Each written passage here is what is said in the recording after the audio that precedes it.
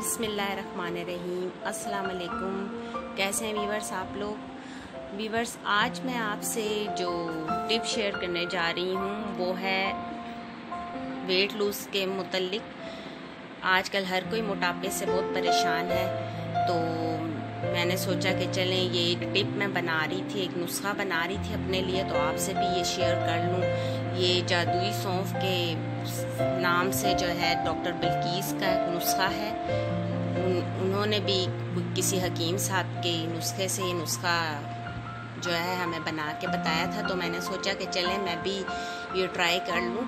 तो इस नुस्खे से वाकई वेट लूज़ होता है। मेरी कज़न, मेरी नंद, वो लोग उन्होंने ये नुस्खा ट्राई किया था, तो वाकई उनका वेट लूज़ हुआ है इससे।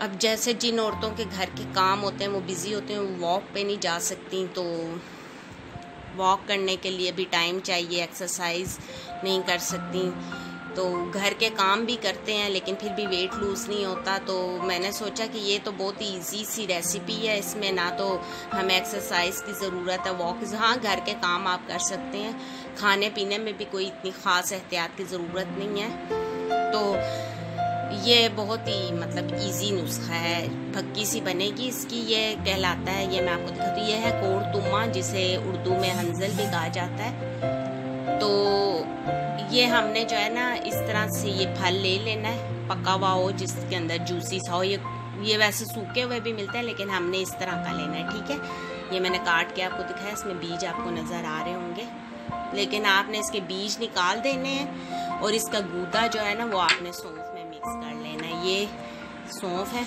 मैंने ली है और इसकी तासीर बहुत अच्छी होती है, इसके बहुत से फ़वाइद हैं, हाजमे के लिए बहुत अच्छी होती है।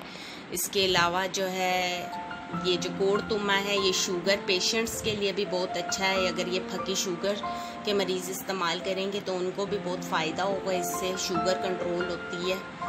और इसके जो बीज हैं वो बाल काले करने के काम भी आते हैं, यानी कि उनको आप निकाल के सुखा के पीस लें, पाउडर बना लें। और इसके अलावा जो इसके बीजों का पाउडर है वो शुगर, जिनकी शुगर बहुत ज़्यादा हाई रहती है, अगर वो इसे खाएं, यूज़ करें सुबह शाम, तो उनकी शुगर भी कंट्रोल हो जाती है, जिसको बहुत ज़्यादा शुगर होती है। तो मैं आपको बताती हूँ कि हमने इसे कैसे बनाना है। तो लेट्स स्टार्ट माय रेसिपी।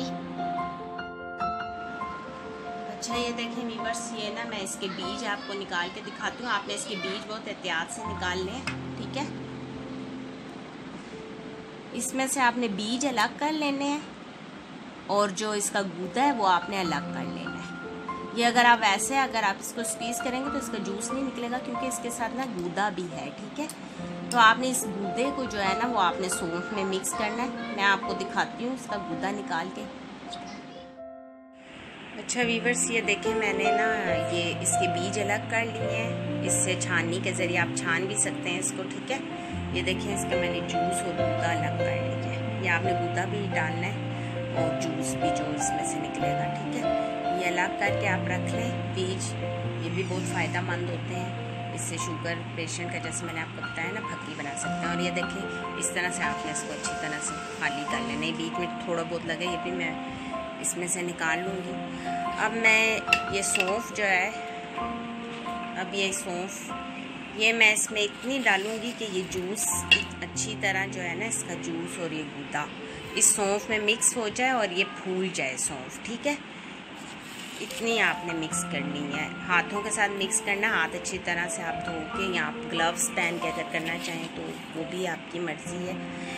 तो मैं तो हाथों से ही करूँगी, अगर चम्मच से करना चाहते हैं तो भी, लेकिन हाथों से अच्छी तरह मिक्स हो जाएगी।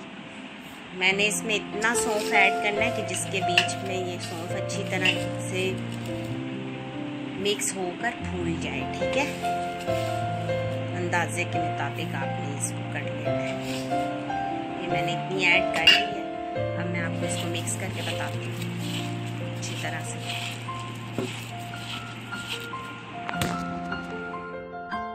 ओके वीवर्स, ये देखें ये मैंने अच्छी तरह हाथ से मिक्स कर लिया था इसे, ठीक है।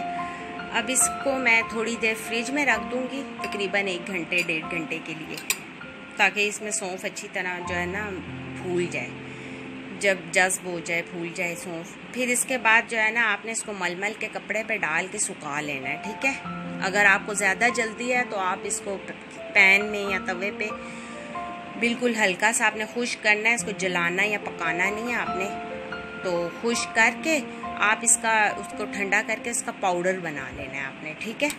तो मैं आपको फिर इसकी लुक दिखाऊंगी कि सूखने के बाद ये जो है इसकी मैं फक्की कैसे बनाऊंगी, वो फिर मैं आपको दिखाती हूँ इसको सुखा के। ओके व्यूअर्स, ये देखिए हमारी जो मेथी सौंफ ये बिल्कुल खुश्क हो चुकी है। इसको मैंने सुखा लिया था। इसको अपने धूप में नहीं रखना, बस वैसे आप दबाए रखते हैं साए में, तो मतलब सूख जाएगी, एक दिन लग जाएगा आपको। तो ये मैंने बिल्कुल सुखा ली है। अब मैं इसकी जो है ना इसका पाउडर बना के, इसकी फक्की बना के आपको दिखाती हूँ। अच्छा व्यूअर्स, ये देखें हमारी फक्की तैयार हो चुकी है। ये मैंने पीस ली ग्राइंडर में, और मैं आपको बताती हूँ कि आपने इसकी कितनी सी खुराक लेनी है। आपने बिल्कुल इतनी सी खुराक लेनी है नाश्ते के बाद और रात को खाने के बाद, ठीक है। इससे ज़्यादा नहीं लेनी। और इसको खाने से ये है कि आपके पेट में मरोड़ भी पड़ सकता है, क्रम्स आ सकते हैं, मोशन लग सकते हैं। परेशान होने की कोई ज़रूरत नहीं है। ये आपको मोशन लगेंगे जिसके ज़रिए आपके अंदर की चर्बी पिघलेगी और निकलेगी। अगर आपको ज़्यादा दर्द महसूस हो रहा है या ज़्यादा वो मोशन वगैरह लग रहे हैं तो आप एक दिन छोड़कर इसकी खुराक ले सकते हैं, ठीक है। इसके अलावा जो है इसका एक और फ़ायदा ये भी है, जिसको कॉन्स्टिपेशन है, बहुत सख्त कब्ज़ है, तो वो जो है इसकी खुराक डबल करके ले सकते हैं। इंशाल्लाह उनको बहुत फ़ायदा होगा, उनकी कब्ज़ ख़त्म हो जाएगी।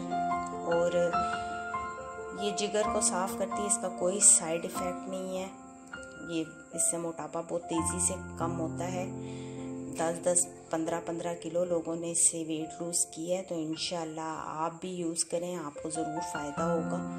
कोई इसमें आपको डाइट करने की, वर्जिश करने की कोई टेंशन लेने की ज़रूरत नहीं है। तो दूसरी बात एक ये मैं कहना चाह रही थी कि अच्छा जी, थैंक यू एंड अल्लाह हाफिज़। Keep watching my channel.